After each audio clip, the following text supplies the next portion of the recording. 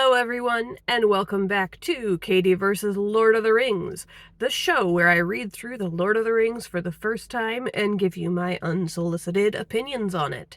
This is Season 2, The Two Towers, and I have made it there and back again. If you are following my earlier videos, you know that I have been listening to this book on the road as I drove from Washington State to North Carolina. Well, now I'm back in Washington State, and I got through approximately 12 hours of The Two Towers on my road trip. I thought I would be able to get through the whole thing, but then I found long-form Trent Horn debates on online on YouTube, and so I got a little bit distracted listening to those because, you know, Trent Horn is a fantastic debater, and that's a great way to pass the time. And then there were other times I was driving where I was just enjoying being in like a silent car, watching the landscape go by all by myself. It was amazing. If you ever get a chance to road trip by yourself, totally do it. It is awesome. Now, let's talk about The Two Towers. First thing I have to say about The Two Towers is the people who say that the Lord of the Rings series doesn't have enough female characters have forgotten all about Shelob. Shelob is probably the most relatable female character in this series so far, and I say that as a woman. You know, she wants to eat, she wants to be left alone, she wants to hide in her cave and have people bring her snacks. She has a body like a, quote, bloated sack. So relatable. Everything about this I find relatable and compelling, so good job on that. Tolkien writing a strong female character who can eat her enemies, who is undefeated by everyone except for Sam. Good job on that. Oh man. So, first of all, I loved this book. It was fantastic. And I wasn't expecting to love it either. Like, as I've mentioned before, this is the book where I got totally bogged down and gave up when I tried to read. But having read it through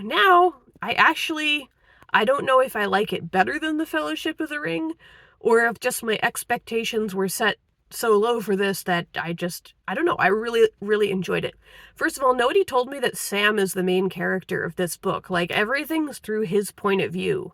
If you ask somebody, who's the main character of Lord of the Rings, they'd probably say Frodo, but it's not Frodo, it's Sam. Sam's the one who, like, we see his thoughts, we're in his head, he's thinking of everything. He's the hero who's defending Frodo. Yeah, Sam's the main character. Sam is fantastic in this, and I love him so much. Tolkien does something very interesting, too, that it's really hard for authors to do well, so I don't recommend people try this unless you're very advanced in your writing. But he actually head jumps.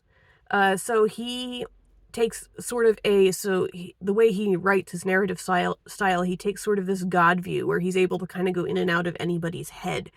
Whereas the way most people write nowadays is you never change point of view, or if you do, it's like, you know, at the beginning of one chapter.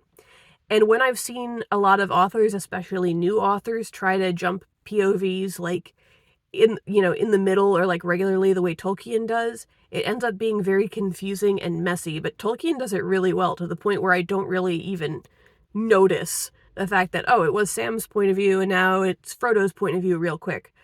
I don't know how he does it, but he does it really well in a way that does not confuse me as a reader. So take note of that, writers. Take note of that. What else do I have to say about this book? Faramir, very interesting character.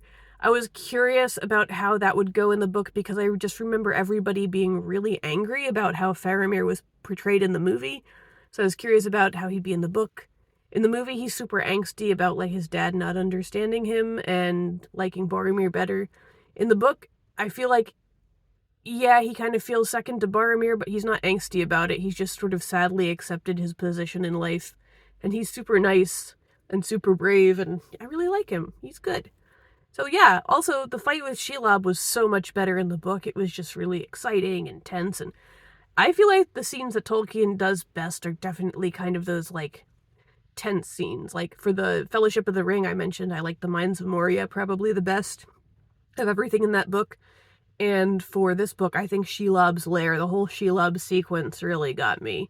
So, yeah, Tolkien really does action and suspense incredibly well.